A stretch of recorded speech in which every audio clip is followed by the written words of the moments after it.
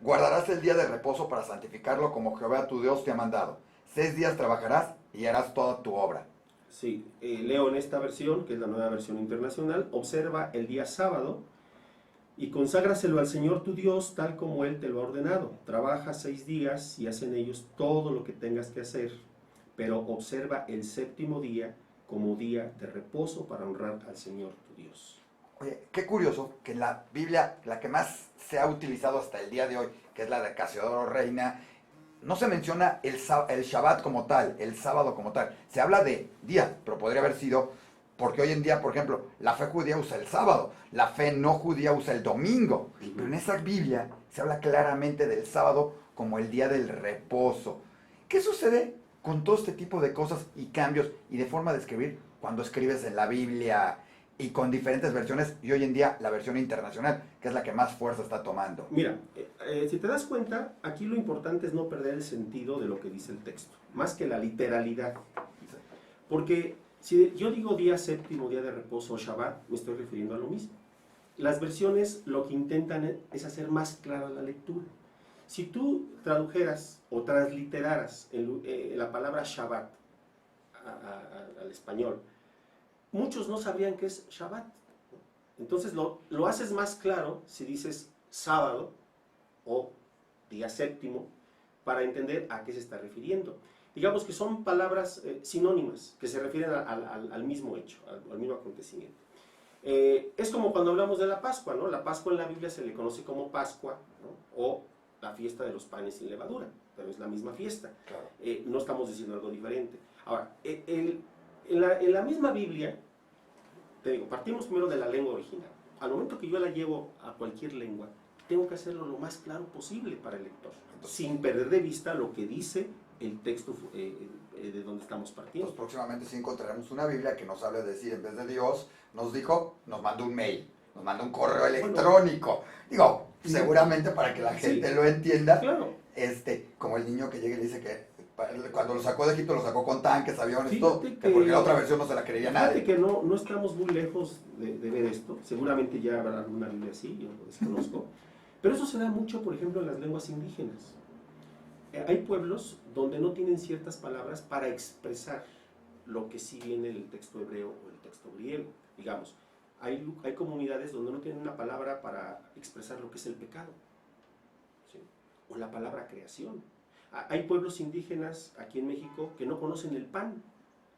Entonces, cuando hablas de pan, ¿qué les tienes que mencionar? Pues la tortilla, que es el sustento, su alimento básico, ¿no? Entonces, el traductor tiene que buscar la palabra que mejor exprese lo que se quiso decir en la lengua original en la que se escribió la Biblia. Sería interesante ver dentro de un futuro cómo son las nuevas Biblias, claro, los textos. Sí, vaya, yo creo que no estamos lejos de eso, Isaac. Y a lo mejor para un público lector joven le ayudaría, tal vez no si decir que un correo, un le mail, mandó, le escribió por celular, sí, o sea. Pero a lo mejor muchas veces cuando tú estás explicando el texto tienes que recurrir a esas metáforas para darle un mejor sentido. Oye, Francisco, cuando entras en todos esos sentidos y esas metáforas y todos esos cambios que se van dando, ¿cómo compruebas que la Biblia es real? O sea, mucho se habla y están los escritos y se ha mantenido, pero siempre se puede decir, sí, claro que es real, pero son escritos, pero son historias. O sea, nadie te dice hoy en día, a 400 años de distancia, que Don Quijote existió. Nadie sabe si existió o no existió. Todo el mundo piensa que es la imaginación de Cervantes que escribió el Quijote, pero no sabemos si eso a lo mejor fue una historia verídica. ¿Por qué decimos que la Biblia es real? ¿Cómo se comprueba? Porque hay muchos que te dirán, no es real. Bueno, no hay que olvidar que la Biblia es literatura, y buena literatura, ¿no? Lo importante muchas veces aquí no es saber si fue real o no el personaje, como se pone en duda, por ejemplo, la historicidad de Job o de Jonás, que se lo trajo una ballena o un gran pez. Claro, no nos dice exactamente qué animal era. Lo importante no es eso, sino lo que nos dice, el mensaje, lo que nos deja, lo que nos invita a creer y a pensar. Eso sí es lo importante. Vamos a suponer que no existió el Quijote. Seguramente no existió. Pero el personaje tiene que ver con nosotros, con nuestros sueños, con nuestros ideales, con lo que hacemos, con lo que buscamos. Eso sí es lo importante. Pero ¿por qué confiar en que eso es lo correcto y no lo correcto lo de alguien más? O sea, ¿por qué confiar que el mensaje de la Biblia o la interpretación que le queremos dar de la Biblia es la correcta? Y la parte esa de no matarás, no robarás, no. A lo mejor estamos mal y a lo mejor lo correcto sería matar, robar, Pues etcétera. No sé, o sea, Isaac, no creo. precisamente, Pero, ¿por qué cree que eso ok, es tan universal? O que, ok. vámonos, no tan graves, no matarás, no robarás. Pero a lo mejor los que piensan que puedes tener 28 mujeres Ujú. dicen, oye, no desearás a la mujer de tu prójimo. Bueno, a lo mejor sería una vida más liberal. Bueno, no ¿Por qué tantas, cree que esto 25, es? no 28. Bueno, 25, no sé cómo las aguantaríamos, pero ese ya es otro concepto y otro, o sea, alguien sabía que lo que es. No, pero Sí, realmente, ¿por qué creer que los preceptos que dicen la Biblia, sí, como tú dices, hay que creer? ¿Por qué ok. creen ser que son Te das correctos? cuenta que estamos hablando de dos cosas. Una en cuanto a la ficción que pudiera Sí. tener, pero eso no le quita el contenido de su mensaje. Sí. Eso es importante enfatizar. Pero por otro lado, esto que tú estás mencionando, ¿cómo podríamos probarlo? Pues simplemente los siglos que tenemos leyendo la Biblia, creyéndola, aceptándola, asumiéndola como tal, y comparando con lo que estamos viendo hoy en día, qué está sucediendo cuando hacemos a un lado lo que dice el texto. ¿Sí? Tú dices, bueno, ¿qué tal si estamos mal y lo que tenemos que hacer es matar, robar? Bueno, precisamente cuando el hombre hace eso, se enfrenta a las consecuencias.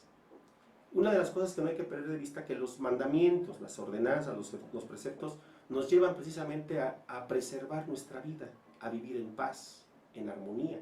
Mira, lo dije desde un principio, uno de los cimientos de la modernidad es la Biblia, el pensamiento judeocristiano.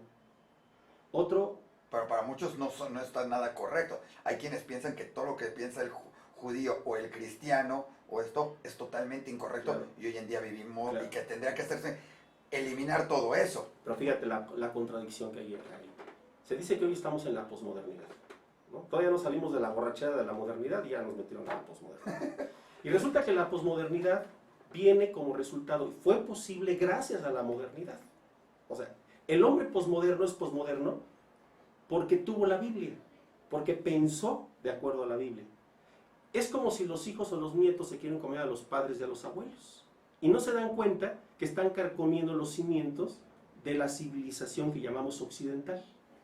Mira, la Biblia te habla de la libertad y la justicia como valores absolutos. Hoy hemos caído en el relativismo. Oye, pero también me habla de la libertad y la justicia, me habla de la Liga de la Justicia, que ahí tenemos películas de X cómics, también son de la libertad y la justicia. Claro. Y a lo mejor le creo a eso y creo que existen esos superhéroes. Lo que te Digo, quiero de hacer- repente se vuelve Claro. como, ¿por qué creer que existió alguien que Claro. subió una montaña y Lo bajó que te- y construyó y además aventó una varita, Moisés? Claro. Aventó una vara y se convirtieron en vivos, o sea, Claro. no es más creíble Superman volando, o sea, No, es que no hay que perder de vista otra vez el mensaje, lo que está de fondo. sí. ¿Sí? Que eso es lo que se ha probado a través de siglos. ¿Cómo demostramos que eso tuvo su efecto? La civilización en la que vivimos, lo que llamamos la civilización occidental, que no hubiera sido posible sin los cimientos bíblicos. Mira, hoy en día la gente puede escuchar a Bach, ¿no? A Händel, y puede decir, ah, qué bonito, pero no sabe que esa música fue inspirada en la Biblia, que está escuchando el texto Curioso. musicalizado. Puede ver una escultura, una pintura de Rembrandt, por ejemplo, puede ver una gran edificación, y no sabe que lo que está viendo es fruto de una reflexión bíblica. ¿Sí? Oye, pero en un futuro, y volviendo a la comparación burda, mal hecha, ridícula para muchos, dentro de 50 años, alguien va a agarrar y va a decir, oye, en el cine pasaron Ben-Hur, la historia de Moisés, el Arca de Noé, porque además, curiosamente, yo creo que la Biblia es el libro del que más películas se han hecho, pero además con una curiosidad. A lo mejor alguien me dice, no, hay como 28 de Rambo, ¿sí? O sea, creo que va en el 34 de Rambo, Rambo 1, Rambo 20, tal. A lo mejor hay más, ¿no? Pero curiosamente de la Biblia son historias aisladas una de la otra. O sea, Ben-Hur no tiene nada que ver con Moisés. Y cuando te hablan de Jesús y cuando te hablan de 18 más historias más, no te hablan de la historia pasada. O sea, no son historias aisladas dentro de un mismo libro. ¿Sí? Pero a lo mejor dentro de alguien, dentro de un futuro va a decir, oye, sí, claro, pero ahí estaban los superhéroes. Esos son más creíbles. Y seguramente la civilización anterior, gracias a los superhéroes, existe hoy la civilización actual. ¿Cómo, otra vez, darle validez La a que esto pregunta es? obvia Y sería, dos, las películas, todo esto. la pregunta obvia sería ¿de dónde vienen esos superhéroes? Sí. O sea, ¿cuál es su antecedente textual, histórico?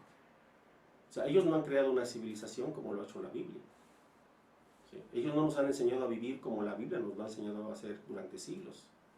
¿Cómo es real? En el momento que yo la pruebo, la creo, la asumo, me doy cuenta de su efecto en mi vida. Eso es lo que la Biblia nos invita a ver, a considerar es lo que llamaríamos la fe, ¿sí? Asumir el texto, vivirlo, hacerlo nuestro. Ahí vamos a ver qué tan real es. Un superhéroe no pasa de ser eso, ficción. No te va a dejar más. Sí, o sea, puedes echar a volar la imaginación. Ahora, te voy a poner otro ejemplo. Porque tú hablas de los mandamientos. Dijiste el mandamiento. Empezamos con un mandamiento. Empezamos con un mandamiento. Que más habla del Estado sin ser un superhéroe, Claro. curiosamente. Sin pedirte que vueles o que acabes con los malos. Pero no necesitas hacer eso porque el Shabbat te invita a vivir en paz y en armonía. Y curiosamente en la Biblia, fíjate, tenemos dos versiones del Shabbat. Dios nos da dos razones por las que debemos observar el Shabbat. Y que tiene que ver con la vida práctica, ¿no? Le dice, por ejemplo, en Éxodo 20, cuando está hablando del Shabbat, se acuérdate del sábado para consagrarlo. Trabajarás 6 días y haz en ellos todo lo que tengas que hacer, pero el día séptimo será un día de reposo. Y más adelante dice, acuérdate de que en 6 días hizo el Señor los cielos y la tierra, el mar y todo lo que en ellos hay, y descansó el séptimo día.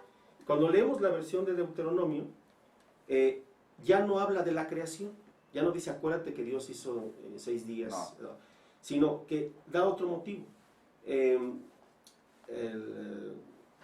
El 12 dice, no hagas en ese día ningún trabajo, ni tampoco tu hijo, ni tu hija, ni tu esclavo, ni tu esclava, etc. De ese modo podrán descansar.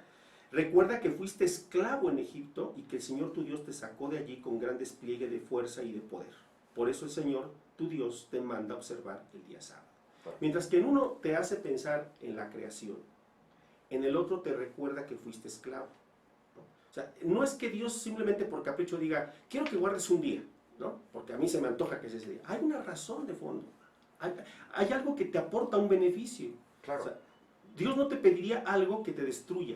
Oye, ya que hablas de eso de beneficios, es muy curioso, pero dentro de todas las leyes se ha dado una costumbre considerar que muchos tratan de explicar las leyes judías y se le empieza a ver, y de repente son cosas que se han descubierto hoy en día, cuando ya venían en la Biblia algunas de esas cosas, como no mezclar la carne con esto, no comer, o sea, que se ha ido dando porque se vuelven reglas hasta higiénicas que ya venían en la Biblia. ¿Cómo es que eso tardó tanto tiempo en darse cuenta que eran ligadas, o que no se aplicaran, o que sí se aplicaran, o de dónde salieron estas reglas higiénicas que ya vienen escritas en un papel de hace siglos, Claro. de antes de Cristo, y que dices, oye, tienes que respetar un día de descanso? Hoy en día todo el mundo pide un día de descanso, o sea, no tienes a nadie trabajando, tienes que, no matarás, digo, es una ley orgánica en el mundo, generalmente, no cometerás adulterio, o sea, son muchas reglas, olvidándonos de los 10 mandamientos, Claro. tienes también toda una cantidad de preceptos que vienen más adelante en Levítico, etcétera, etcétera, que hablan